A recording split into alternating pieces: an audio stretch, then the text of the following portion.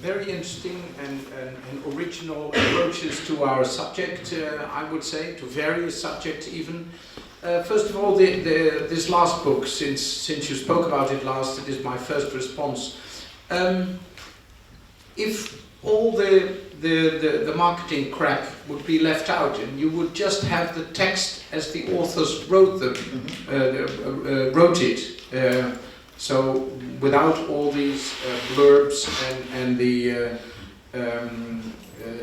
commercial words by the publisher, just from page 1 to the last page without the advanced quotes, etc. That would already solve part of your problem. It wouldn't really, because I didn't read this, what's called the trade paperback. This is easier to carry, so I managed to get a copy of this. The other earlier hardback did come with that. And they'd already successfully done a book called The Meadow, set in Kashmir. And it was a book which deeply embarrassed the Indian government. I was all for that book because it told you certain things about how the Indian government was itself involved with the kidnapping of 5 Western tourists who ended up being killed. And it looked like the Indian government actually killed them, making it appear that Pakistan origin terrorists had actually kidnapped them. So that was a very interesting book for me. But again, it uses the very devices which it's doing. Just because it serves a certain purpose of embarrassing the Indian government, it doesn't solve my problem. And when this book came out, it was with the premise that they could pull off such a book, that this book was marketed from the beginning as this book. And I did read this as soon as it came out. So okay. What I mean is, somebody has to write the story, and then somebody else has to sell it. What would the right, so-called right way be to tell the story about the hotel, the Taj Hotel? Well, I'm not here to say I'm not the non-fiction police. So I myself am teetering between two sides, and I probably occupy this line in between. So for me, it's not a question of how else can it be written. I don't know. I really don't have easy answers for that. And I clearly feel ill at ease when somebody writes such a book in terms of it's fine, it doesn't really humiliate anybody or create compromises for anybody at face value, but it's the way it is told. It's meant to be what it is, like a fast-paced thriller. It's a thriller. And it wears the clothes of fiction very confidently in terms of recreating scenarios between a boyfriend and a girlfriend before they landed in Bombay. Both are dead, and based on conversation with their parents, etc. So you recreate. We always tell a story, whether I'm writing a small bio for myself for this conference or anything. We are telling some things about ourselves in 100 words, for instance. So for me, the problem is not about whether it should be written about or not. It must be. Somebody has to do this.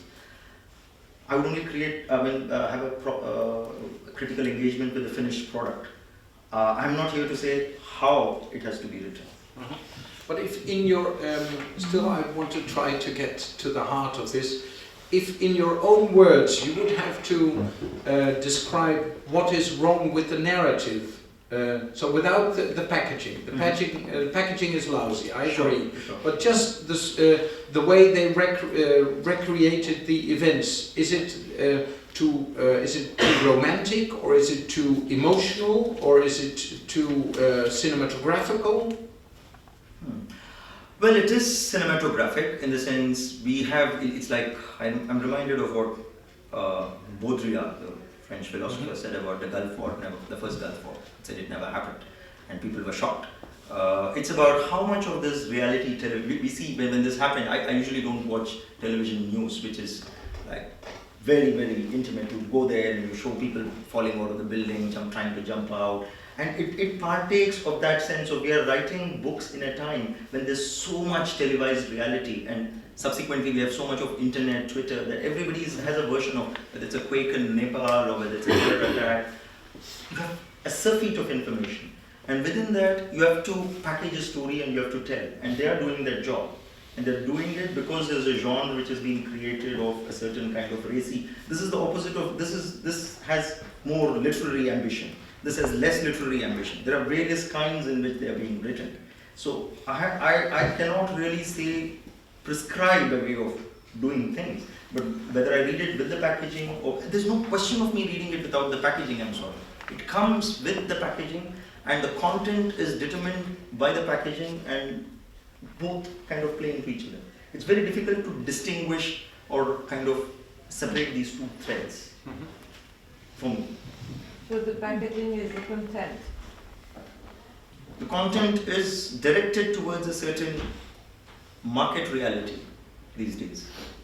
It's about what can be agented, what can be marketed, what can be sold in many languages, what can be converted into a...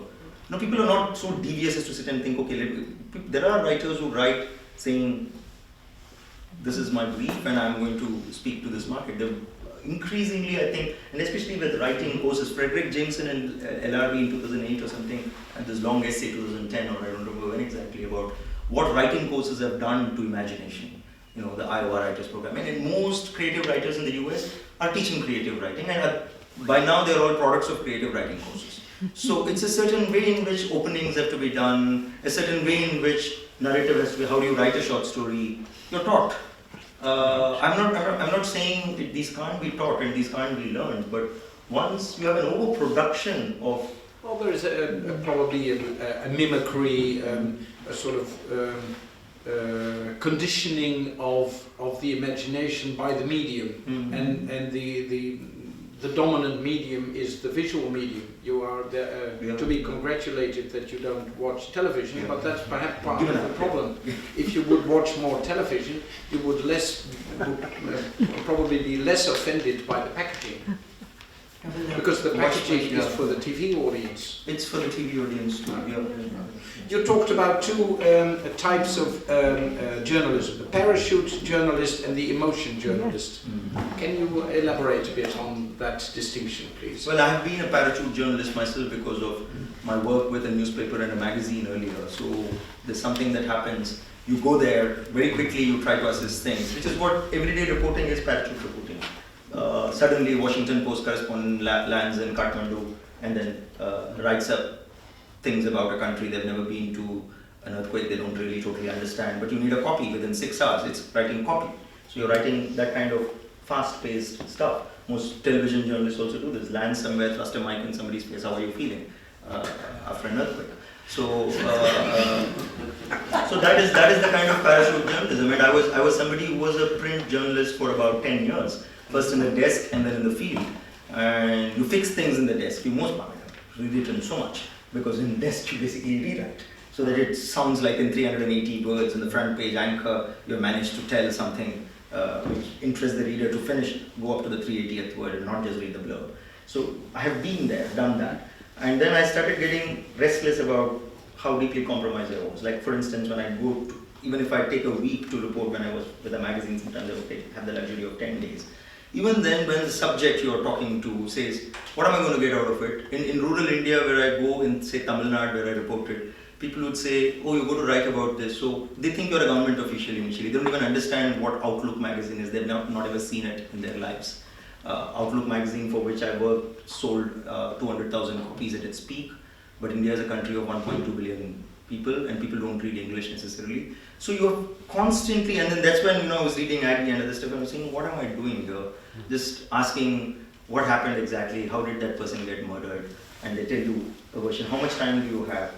And then with Venkat, that is the thing. I took 3 years, and it's become a friendship, and it was like not hurrying. You'd say, let's drink some local brew, local liquor. It's pure, undistilled mahua, as it's called. It's taken from the flowers, and you have to drink. And then he says, let's roll a joint. I said, yeah, we'll do it. So then the stories come. So I realized that you just sit with him and let him talk talk nonsense, and then come certain things. That is the kind of camaraderie I had to establish. Yes. And somebody did ask me if it were with a woman, would it have happened like this? I said, I don't think so. I don't know. I didn't yet work with a woman who wants to tell me a story, but there are things which happen, there are things which don't happen. So this book is about that. So for me, this is not immersion. I mean, this is not journalism which I've done with Venkat. It's about telling his life through what he thought was a 20,000-year-old history that he represented. Would you say that parachute journalism is journalism, and that your second category of Of emotion. emotion journalism is perhaps more non-fiction literature or narrative non-fiction? You could say that because Catherine Wu is also doing what is immersion journalism. Aman Sethi is doing it. What Aggie did with the Alabama sharecroppers was that really stay there, spend time. But for me, the real issue is there's always the return. You're never going to live there. You're never going to be a sharecropper. Unless, like in the Chinese Maoist revolution, you go there and become something else by force, by the dictate of the state. Here it's a choice. You're a relatively bored white man, which Aggie was, and you have serious issues about art and how writing has to happen. Then you go there, and then you go through a whole lot of things about what is the purpose of life. And of course, you die very young. Too much of that. Before you die, They call that the return ticket. You have to return. You have the return ticket. Yeah, Aman Sethi always had the return ticket. Catherine Wu knew when she was going back, probably. So. And the others know as well that you're going back. Sorry? The others know as well that Yeah, you're going back. others know Yeah. as well you're going back. So you're not there forever.